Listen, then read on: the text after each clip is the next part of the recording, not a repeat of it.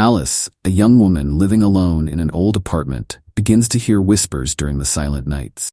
Little by little, she realizes that the voice belongs to the spirit of a murdered person, who reveals disturbing secrets about his past. The voice is thirsty for revenge and sees Alice as the last chance to find justice. With each passing night, the presence of the voice becomes more intense, threatening her sanity and safety. Alice must decide how far she will go to silence the voice that cries for justice, and will not rest until her killer pays for his crimes. It was a cold dawn when Alice woke up abruptly, the silence of the apartment broken only by the soft hum of the old heater. She had been living alone for months, after a complicated breakup that had left her emotionally exhausted and in search of solitude. The apartment she had rented was old, with an air of abandonment and secrets, but it was cheap, and that was all that mattered at that moment in her life. As she tried to go back to sleep, an almost imperceptible sound made her body freeze. A low, almost indistinct whisper, as if someone were hiding in some dark corner of the house.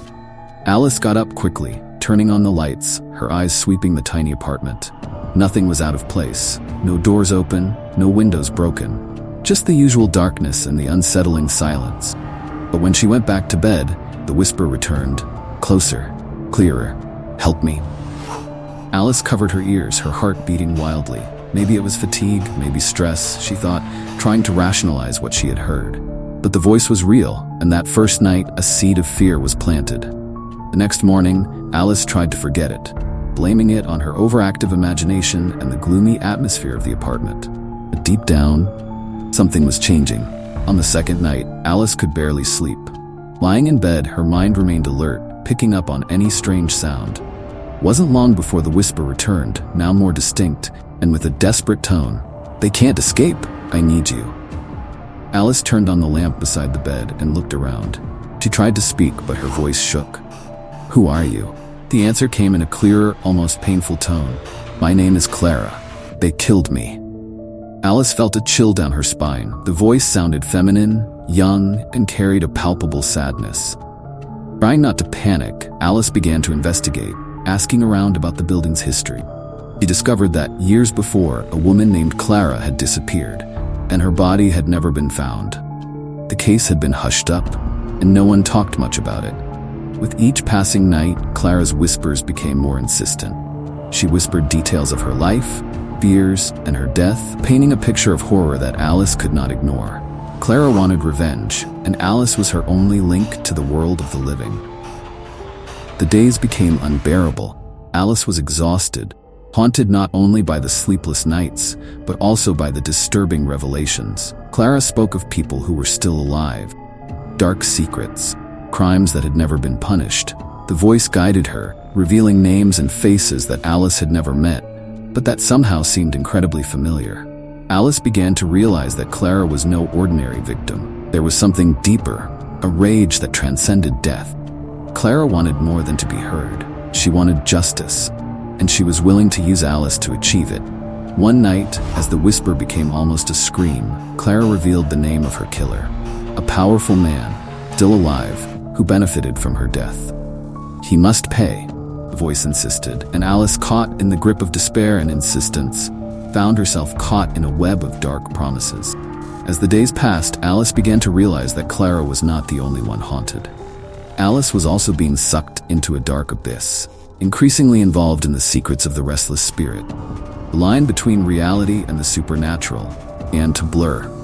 Determined to put an end to the whispers, Alice began investigating the man Clara had mentioned.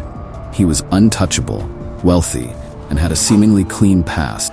But the information Clara provided was too detailed to ignore. Alice found herself following leads, sifting through old files, and confronting people who would rather that chapter of their story remained buried. The nights became a nightmare. Clara was more present than ever, whispering in every corner of the apartment, the details of her death painting vivid scenes in Alice's mind. She saw flashes of pain, of fear, of a face contorted in a final silent scream. Alice began to lose control. The whispers followed her even during the day, haunting her thoughts. She knew that if she didn't do something, Clara would never leave her alone. The question was, how far was she willing to go to silence that voice? On the penultimate night, Alice decided to confront the man Clara accused. She stole into his property, guided by a force that was not entirely her own. The place was grand, luxurious, but it hid a dark air, as if the house itself had witnessed horrors that no one should ever see. In the man's office, Alice found something that confirmed all of Clara's words. Photos, documents, and a veiled confession in an old diary, where the man described the crime as a mistake that needed to be covered up to save his reputation. Alice, overcome by a mixture of fear and determination, confronted the man. He laughed, denying everything, treating her like a lunatic. But Clara's whispers were louder now, screaming in rage, calling for revenge. In a desperate impulse, Alice recorded everything, capturing the threats and the confession that the man made in a moment of arrogance. With the evidence in hand, Alice handed everything over to the police, and the man was arrested. Clara did not whisper that night. For the first time in weeks, Alice slept in deep silence. But her rest was brief, for she awoke to a final whisper from Clara, thanking her, but also warning, "You now know the secrets of the dead. Never forget that they always exact a price."